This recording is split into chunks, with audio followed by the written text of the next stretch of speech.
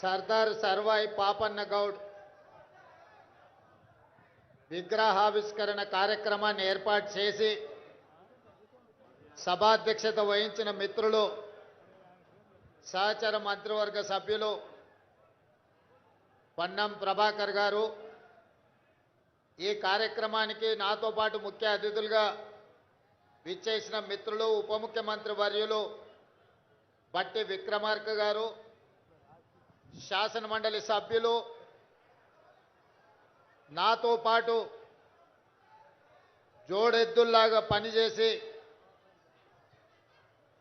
ప్రజాపాలన అధికారంలోకి రావడానికి నిరంతరం శ్రమించిన పిసిసి అధ్యక్షులు మహేష్ కుమార్ గౌడ్ గారు, అదేవిధంగా మిత్రులు సహచర మంత్రివర్గ సభ్యులు దుద్దిళ్ల శ్రీధర్ బాబు గారు, పెద్దలు సహచర మంత్రివర్గ సభ్యులు తుమ్మల నాగేశ్వరరావు గారు, సోదరుడు సహచర మంత్రివర్గ సభ్యులు పొంగులేటి శ్రీనివాస్ రెడ్డి గారు, సోదరిమణి ధనసరి సీతక్క మంత్రి గారు, అదేవిధంగా మరో సహచర మంత్రివర్గ సభ్యులు అడ్లూరి లక్ష్మణ్ గారు, అదేవిధంగా వేదిక మీద వి హనుమంతరావు గారు పెద్దలు,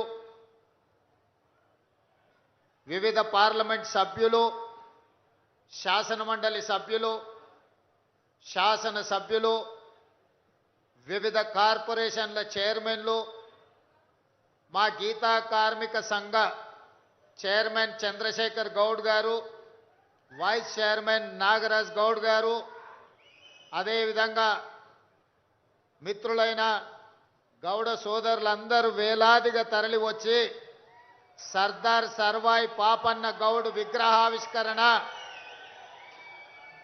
ఈ తెలంగాణ బహుజనుల తెలంగాణ, ఈ తెలంగాణ ప్రజాపాలనలో సామాజిక న్యాయము, సమానమైన అవకాశాలు, జీవించడానికి స్వేచ్ఛ ఇందిరమ్మ పాలనలో ఉంది అని నిరూపించి దాదాపుగా 75 సంవత్సరాల పైగా స్వతంత్ర రాష్ట్రంలో మా గీత కార్మికులు, మా గౌడన్నలు ఎంతో కాలం నుంచి సర్దార్ సర్వాయి పాపన్న విగ్రహాన్ని పెట్టాలి, వారి పోరాట స్ఫూర్తిని భవిష్యత్ తరాలకు అందించాలి అని వారంతా తాపత్రయపడ్డారు.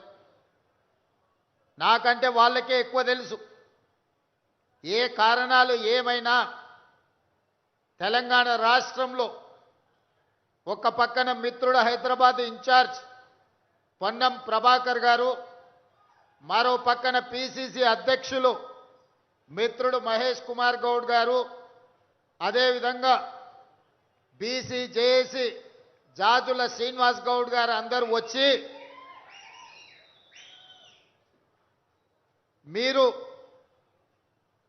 జ్యోతిరావు పూలే దంపతుల విగ్రహం, సర్దార్ సర్వాయి పాపన్న గౌడ్ గారి విగ్రహాన్ని పెట్టాలి, మీరు పెడితే మీ గౌరవం మరింత పెరుగుతుంది అని చెప్పి నా దృష్టికి తీసుకురావడం జరిగింది.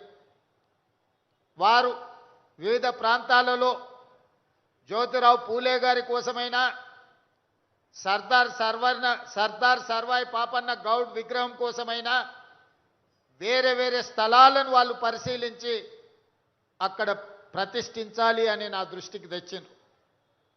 అప్పుడు నేను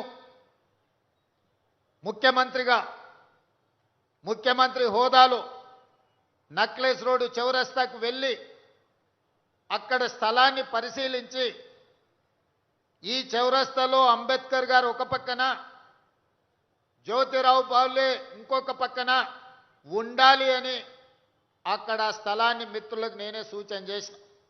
ఆ తర్వాత అక్కడి నుంచి ఈ దారిలో వచ్చి ఇక్కడ ఈరోజు పాపన్న విగ్రహం పెట్టుకున్న దగ్గర టూరిజం కార్యాలయం ఉండే, బిల్డింగ్ ఉండే, టూరిజం అధికారులను మంత్రిని పిలిచి ఈ కార్యాలయాన్ని తరలించండి, ఈ బిల్డింగ్ను కూలగొట్టండి, ఇక్కడ సర్దార్ సర్వాయి పాపన్న విగ్రహ ప్రతిష్ఠ చేసుకుందాం, హైదరాబాదు నగరాన్ని సందర్శించడానికి వచ్చిన ఇతర జిల్లాలు, ఇతర రాష్ట్రాలు, ఇతర దేశాల నుంచి ఎవరు పర్యాటకులు వచ్చినా, లేదా గణేష్ నిమజ్జనం అప్పుడు, లేదా సచివాలయంలో ప్రభుత్వంతో ఏ పనులు ఉన్నా ఈ ట్యాంక్ బండ్ మీదకి ఎవరు వచ్చినా సర్దారు సర్వాయి పాపన్న దర్శనం జరగాలి. వారి పోరాట స్ఫూర్తి ఆనాడు రాజులు, భూస్వాములు, జమీందారులందరూ కలిసి పేదల మీద, బహుజనుల మీద దాడులు చేస్తున్నప్పుడు, వాళ్ళ ఆత్మ గౌరవానికి భంగం కలిగిస్తున్నప్పుడు ఈ బహుజనుల నుంచే పుట్టుకు వచ్చిన వీరుడు సర్దార్ సర్వాయి పాపన్న గౌడు. సర్దార్ సర్వాయి పాపన్న గౌడ్ ఒక కులాని కోసమో ఒక కుటుంబం కోసమో పనిచేయలే.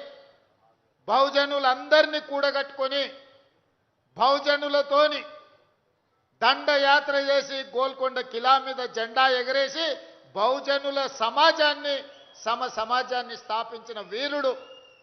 ఆయన స్ఫూర్తి ఎప్పుడు ఈ తెలంగాణ ప్రజలకు ఉండాలి. అందుకే వారి విగ్రహాన్ని ఇక్కడ పెట్టండి. దానికి అవసరమైన నిధులు ఎన్నైనా అద్భుతమైన మహారాష్ట్రలో ఒక ఛత్రపతి శివాజీ విగ్రహాన్ని పెట్టుకోవడానికి మరాఠీలు ఎంత ప్రాధాన్యత ఇస్తారో తెలంగాణ రాష్ట్ర బిడ్డలు కూడా వీరుడైన సర్దార్ సర్వాయి పాపన్న గౌడ్ విగ్రహానికి కూడా వాళ్ళ చరిత్రను గొప్పగా రాసుకొని ప్రపంచానికి చెప్పుకున్నారు. మనం పోరాటం చేసినాం, విజయాలు సాధించినాం, కానీ చరిత్రను చెప్పుకోవడంలో వెనుకబడితే ఇప్పుడే మిత్రుడు మహేష్ గౌడ్ గారు చెప్తున్నారు. మన వాళ్ళు కాదు, బ్రిటిష్ లైబ్రరీలో ఇంగ్లాండ్లో సర్దార్ సర్వాయి పాపన్న గురించి పెద్ద పుస్తకం, ఆయన పౌరుషం గురించి, ఆయన పోరాటం గురించి, ఆయన వీరత్వం గురించి రాస్తే అక్కడి నుంచి తిరిగి ఆయన జీవిత చరిత్రను మనం తెలుసుకున్నాము అని. అంటే ఒక గొప్ప వీరుడి గాథ మనం కాదు, పక్క దేశాల వాళ్ళే గుర్తించి అక్కడ వాళ్ళ లైబ్రరీలో ఆ వీరుడి యొక్క గాథను గ్రంథ రూపంలో పెట్టిండ్రంటే మహానుభావుడు, గొప్ప వ్యక్తి కాబట్టే బహుజనుల కోసం తన జీవితాన్ని అంకితం చేసిండు కాబట్టే ఈరోజు వారికి ఆ కీర్తి, గౌరవం దక్కింది. వందల సంవత్సరాలైనా ఈనాడు మనమందరం స్మరించుకుంటున్నాము, వారిని స్ఫూర్తిగా తీసుకుంటున్నాము అని అంటే వారి చేసిన పోరాటం అద్భుతము. ఆనాడు రాజులను కూడా జయించిన బహుజనుడు సర్దార్ సర్వాయి పాపన్న గౌడ్. అందుకే ఆ వీరుడి విగ్రహాన్ని ఇక్కడ పెట్టడమే సముచితమని భావించి తెలంగాణ రాష్ట్ర ముఖ్యమంత్రిగా నిర్ణయం తీసుకొని ఈ ప్రాంతంలో మనం ప్రతిష్ఠించుకోవడం జరిగింది. మిత్రులారా, ఈ దారిలో వచ్చే వాళ్ళకు, పోయే వాళ్ళకు వాళ్ళ స్ఫూర్తి, వారి పోరాటం ఖచ్చితంగా భవిష్యత్ తరాలకు అందిస్తుంది. అదేవిధంగా దీన్ని అద్భుతంగా నిర్వహించుకునే బాధ్యత మా గౌడన్నలదే. దాన్ని కాపాడుకొని చాలాసార్లు విగ్రహాలను ప్రారంభించుకుంటాం, కేవలం వర్ధంతులు, జయంతుల రోజు వచ్చి దండ వేసి దండం పెట్టుకొని పోతుంటాం. ఈ విగ్రహం అట్లా కాదు, నిత్యం స్ఫూర్తిని నింపే విధంగా దాన్ని జాగ్రత్తగా ప్రజలకు అందుబాటులో, వచ్చే వాళ్ళకు, పోయే వాళ్లకు ఒక స్ఫూర్తినిచ్చే విధంగా అక్కడ కావాల్సిన లైటింగ్, ఇతర ఏర్పాట్లను అన్నిటిని కూడా చేయాల్సిందిగా హైదరాబాద్ ఇన్ఛార్జ్ మంత్రి పొన్నం ప్రభాకర్ గౌడ్ గారికి నేను ఆదేశాలు ఇస్తున్నా. ఈ అమరవీరుల స్తూపానికి ఎంత ప్రాధాన్యత ఉంటుందో వీరుడైన సర్దార్ సర్వాయి పాపన్న కూడా అంతే ప్రాధాన్యత ఉండాలి. ఈ పక్కలో ఉన్న మా అభిమాన నాయకుడు రాజీవ్ గాంధీ గారి విగ్రహానికి ఏ ప్రాధాన్యత ఉంటుందో ఆ విగ్రహానికి కూడా ఆ ప్రాధాన్యత ఉండాలి.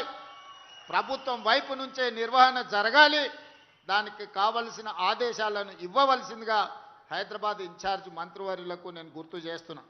అదేవిధంగా ఈ మధ్యనే మా సహచర మంత్రి వాకిటి శ్రీహరి గారు వచ్చింది. తెలంగాణ రాష్ట్రంలో ముదిరాజుల గురించి నేను చెప్పాల్సిన పని లేదు. వాళ్ళ ఆరాధ్య దైవం పండుగ సాయన్న పౌరుషం పోరాటం పాలమూరు జిల్లాలో ప్రతి ఒక్కరికి తెలుసు. వారి జయంతి గురించి వాళ్ళు వస్తే అక్టోబర్ 22 పండుగ సాయన్న జయంతిని కూడా ప్రభుత్వం అధికారికంగా నిర్వహిస్తుందని మా ముదిరాజ్ సోదరులకు కూడా మాట ఇవ్వడమే కాకుండా ప్రభుత్వం వైపు నుంచి బీసీ సంక్షేమ శాఖ మంత్రిగా పొన్నం ప్రభాకర్ గారిని ఆ బాధ్యత కూడా నిర్వహించమని నేను వారికి సూచన చేస్తున్నా. మిత్రులారా, ఈ ప్రభుత్వం నా ఒక్కడిదో భట్టి గారు ఒక్కరిదో కాదు. ఈ ప్రభుత్వం సామాజిక న్యాయం ప్రజల సంక్షేమం కోసం పనిచేస్తున్న ప్రభుత్వం. ఈ ప్రభుత్వంలో ప్రతి ఒక్కరికి అవకాశం ఉంటుంది. ఆనాడు మల్లికార్జున్ గౌడ్ గారు మా జిల్లా నుంచి పార్లమెంట్ కేంద్ర రైల్వే శాఖ మంత్రిగా గొప్ప సేవలు అందించారు. బాలాగౌడ్ గారు గొప్ప సేవలు అందించారు. చాలామంది ఎంతోమంది నాయకులుగా ఈరోజు కాంగ్రెస్ పార్టీ తరఫున ఎదిగాను. ఆనాడు పిసిసి అధ్యక్షుడిగా నేను, కార్యనిర్వాహక అధ్యక్షుడిగా మహేష్ గౌడ్ గారు గాంధీ భవన్ని నిరంతరం కార్యకర్తలకు అందుబాటులో ఉంటే నేను భట్టి గారు రాష్ట్రం నలుమూలల పాదయాత్రలు చేసినాం, ప్రజల్ని చైతన్యం చేసినాం. ఈనాడు ప్రభుత్వాన్ని ఏర్పాటు చేసుకున్నాం. మళ్ళొక్కసారి నేను ఒక్క మాట చెప్పదలుచుకున్నాను. ఈరోజు ప్రమోషన్ వచ్చి మహేష్ గౌడ్ గారు ఎమ్మెల్సీ పిసిసి అధ్యక్షుడైండు. పిసిసి అధ్యక్షుడిగా నాకు ప్రమోషన్ వచ్చి ఈరోజు ముఖ్యమంత్రిగా అయినా మా మిత్రుడు బట్టి విక్రమార్క గారు సిఎల్పి నాయకుడి నుంచి డిప్యూటీ సీఎంగా అయినరు. నాది మహేష్ గౌడ్ కాంబినేషన్ 2023 కాదు 2029లో మళ్ళీ ఇక్కడ ప్రభుత్వాన్ని ఏర్పాటు చేస్తాం. ఆనాడు డిఎస్ వైఎస్ ఏ విధంగా అయితే 10 సంవత్సరాలు ప్రభుత్వాన్ని 2 సార్లు అధికారంలోకి తెచ్చిండ్రో తప్పకుండా అధికారంలోకి తెస్తాం. ఆ అధికారంలోకి తేవాలంటే మా గౌడన్నలందరూ 100% సహకరించాలి. గ్రామాలలో మీకు మాకే పొత్తు.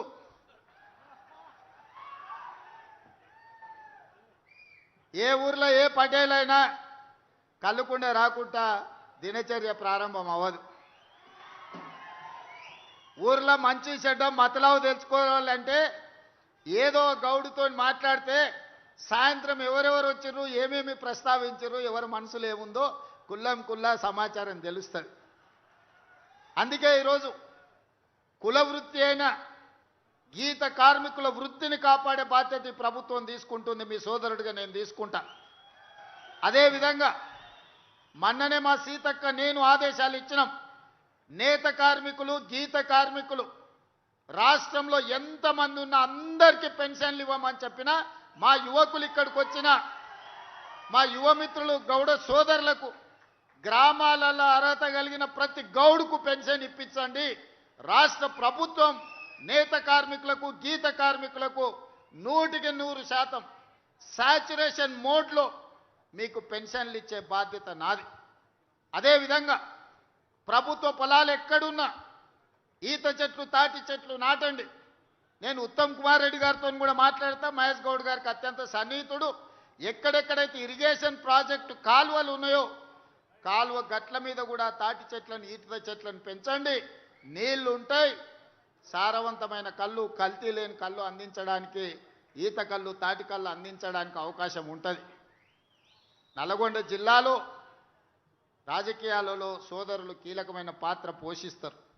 అందుకే ఉత్తమ్ కుమార్ రెడ్డి గారికి కూడా ఈ వేదిక మీద నుంచి నేను విజ్ఞప్తి చేస్తున్నా. ఎక్కడెక్కడైతే మన సాగునీటి ప్రాజెక్టులు ఉన్నాయో, మన కాలువలు ఉన్నాయో, కాలువల గట్లెంబడి తాటి చెట్లు, ఈత చెట్లు నాటితే ఎవరితోని పంచాయతీ ఉండదు. మా సోదరులు వృత్తిని, కుల వృత్తిని కొనసాగించడానికి ఉపయోగపడతాయి. పెరగడానికి 3-4 సంవత్సరాలు పట్టొచ్చు, కానీ 100 సంవత్సరాలు ఆ వృత్తిని కాపాడడానికి ఉపయోగపడతాయి. కాబట్టి ప్రభుత్వం వైపు నుంచి ఈరోజు ఆ చర్యలు కూడా చేపడుతుందని మీ అందరికి తెలియజేస్తున్నా. అదేవిధంగా సోదరులారా, పదే పదే గతంలో 10 సంవత్సరాలు ఏలిన వాళ్ళు ఈ ప్రభుత్వం గురించి ప్రజా పాలన గురించి వాళ్ళ దగ్గర ఉన్న అక్రమ సంపాదనతో మీడియాలో కావచ్చు సోషల్ మీడియాలో కావచ్చు కొన్ని తప్పుడు వార్తలను ప్రసారం చేస్తున్నారు. నేను మీకు గుర్తు చేయదలుచుకున్నా, ఆనాటి ప్రభుత్వం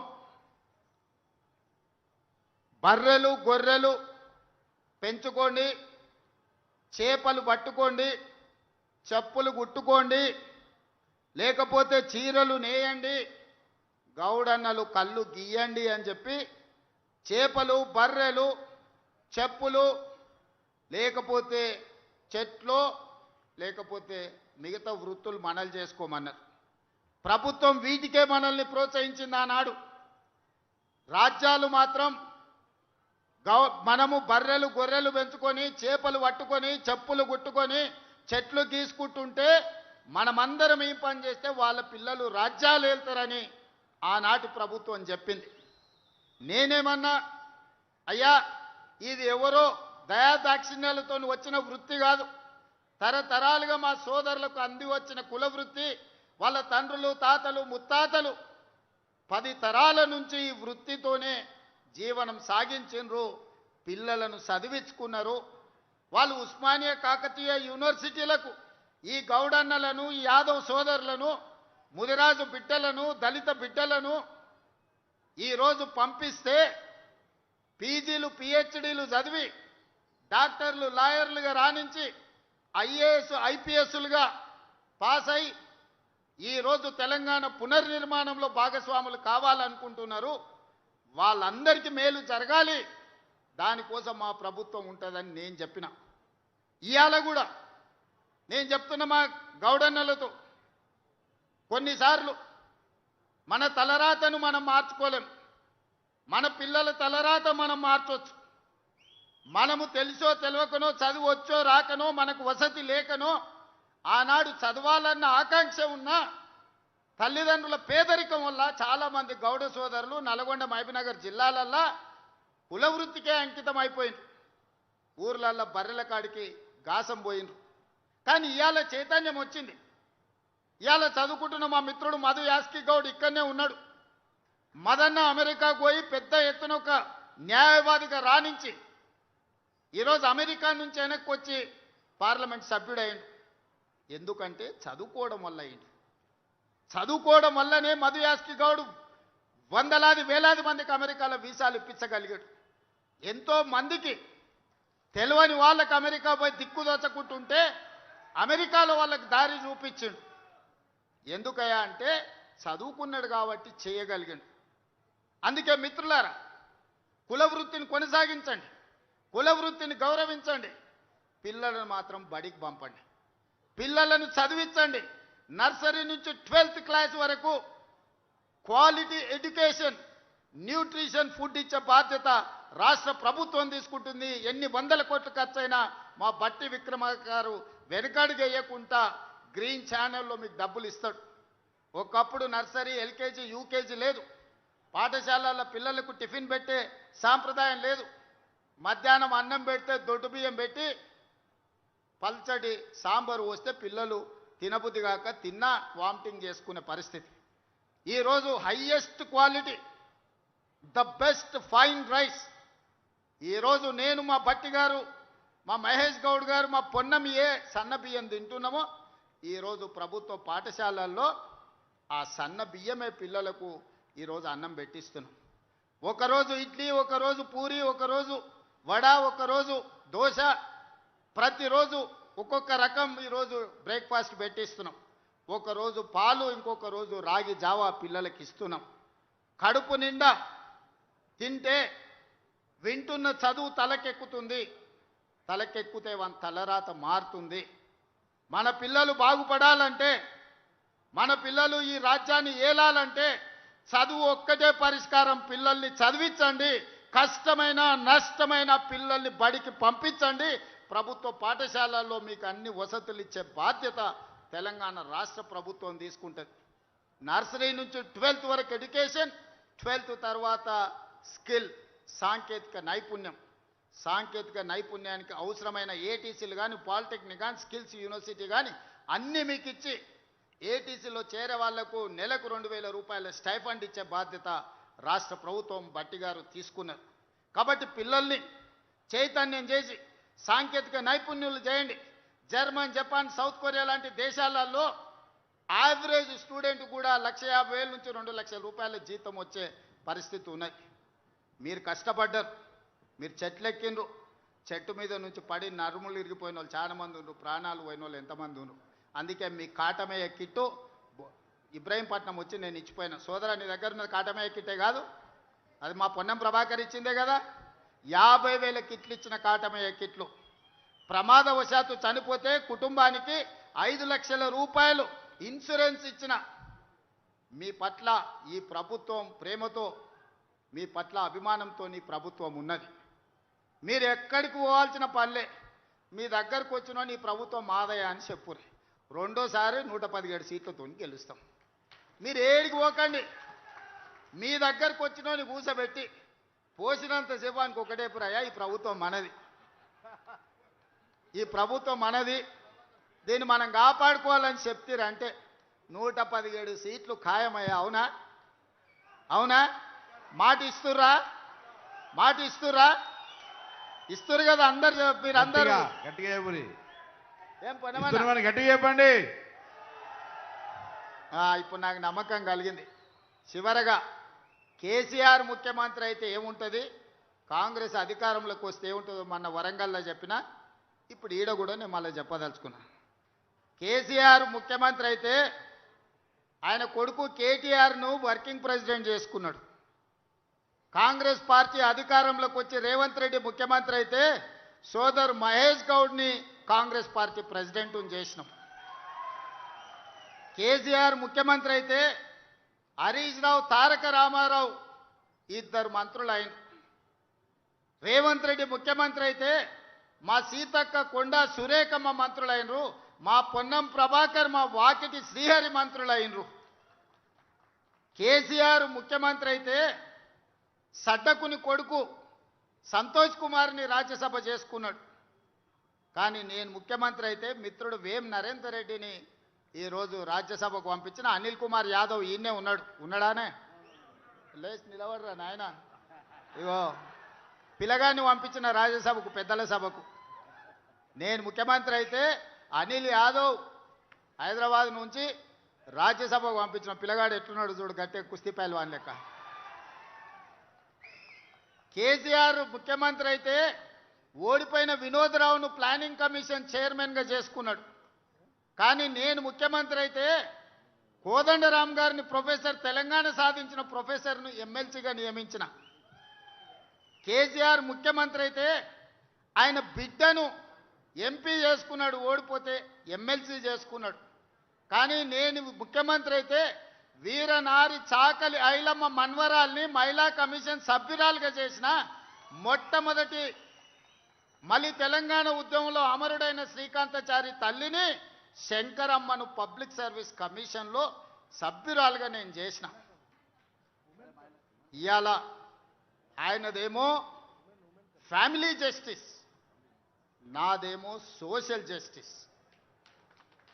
సోదరులారా, అది దొరల న్యాయం, నాది సామాజిక న్యాయం. ఆయన ముఖ్యమంత్రి అయితే దయాకరావును మంత్రిని చేసుకున్నాడు. నేను ముఖ్యమంత్రి అయితే అట్లూరు లక్ష్మణ్ వేదిక మీదనే ఉన్నట్టు మా సోదరిని ఈరోజు దళిత బిడ్డను ఇవాళ మనం మంత్రిగా చేసుకున్నాం.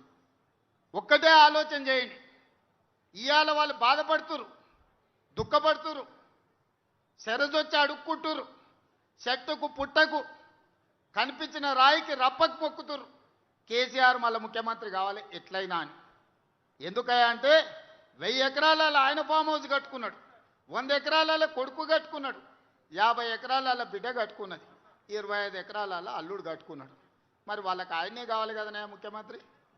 మరి నేనైతే 7 లక్షల ఇందిరమ్మ ఇండ్లు ఈరోజు తెలంగాణ రాష్ట్రం నలుమూలల మా పొంగులేటి శ్రీనివాసరెడ్డిని పెట్టి ఇవాళ గ్రామంలో ఇందిరమ్మ ఇండ్లు కట్టిస్తలే మా సోదరులారా, మీరు చెప్పుండ్రి. ప్రతి గ్రామంలో ఇవాళ ఇందిరమ్మ ఇండ్లు ఎక్కడి నుంచి వచ్చినాయి? మనమైనందుకు, మన ప్రభుత్వం వచ్చినందుకు వచ్చింది. 10 ఏళ్ళు అధికారంలో ఉన్న చంద్రశేఖరరావు అనుకుంటే నెలకు సంవత్సరానికి 2 లక్షలు కట్టినా 20 లక్షల ఇల్లు పేదోళ్ళకు వచ్చేటి. ఒక్క గౌడ సోదరుడు కూడా ఇల్లు లేకుండా ఈరోజు తెలంగాణ మొత్తం ఇండ్లు ఉండి ఆత్మగౌరవంతో బతికేటోళ్ళు. వాళ్ళకి ఏ రోజు కూడా పేదోడి ఇంటి మీద ధ్యాస లేదు, పేదోడి బతుకును బాగు చేయాలన్న ఆలోచన లేదు. ఆయన ఉండడానికి 10 ఎకరాలలో అక్కడ గడి కట్టుకున్నాడు, కొడుకు ఇంటికి వస్తలేడని వాస్తు బాగాలేదని గిది కట్టిండు. కానీ బుద్ధి చక్కగా లేకపోతే దశ దిశ అంటారు. దిశ చక్కగా లేకపోతే దశ వనికిరాదు. ఆయన దిశ ఆయన దశ 2 బాగలేక నేను మా బట్టాన్ని వచ్చి ఆడ కూర్చున్నాం. అవునా?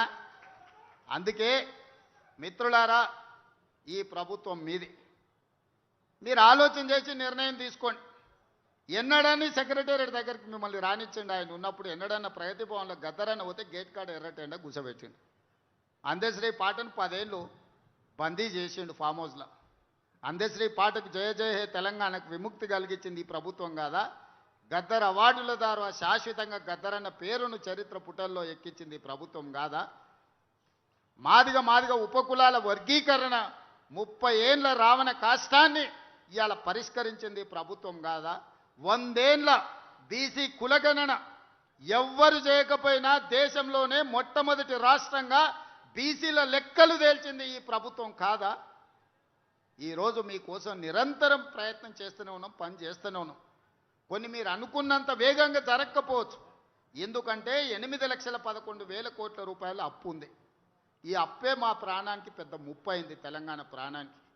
సంవత్సరం తిరిగితే బట్టి విక్రమార్క గారు తిన్నా తినకపోయినా ఓ పూట ఉపాసం పడినైనా 75,000 కోట్ల రూపాయలు అసలు మిత్తి కట్టాల్సి వస్తుంది కేసీఆర్ గారు చేసిన అప్పులకు తప్పులకు.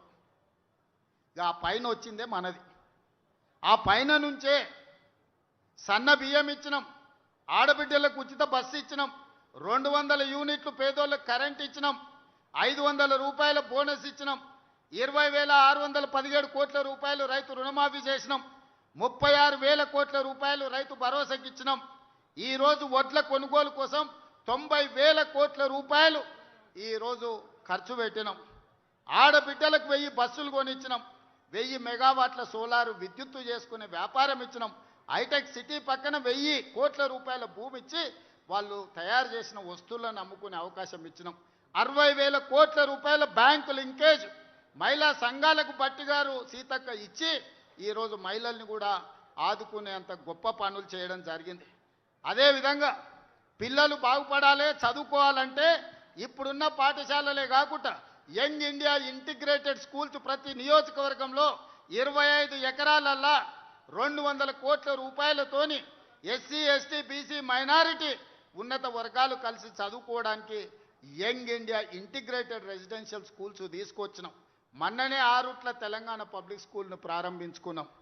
యంగ్ ఇండియా స్కిల్స్ యూనివర్సిటీ క్రీడాకారులను రాణించడానికి ఈరోజు తెలంగాణ రాష్ట్రంలో మనం స్పోర్ట్స్ యూనివర్సిటీని, స్పోర్ట్స్ అకాడమీని ప్రారంభించుకున్నాం. మిత్రులారా, మీరు ఆలోచన చేయండి. ఇవన్నీ చేసినవే కొన్ని చెప్పిన నేను. మా వాళ్ళు చేసినవి చెప్తే వాళ్ళ ఇంట్లోకి వెళ్ళి కూడా బయటికి వెళ్ళరు. కానీ రోజు బామ్మార్దులు శరోదిక్కున ఎక్కడ పడితే అక్కడ అబద్ధాలు ప్రచారం చేస్తున్నారు. ఇక అవి నమ్ముతలేరని కర్ణాటక మహారాష్ట్ర పోయి అఘోర పూజలు చేసిరా.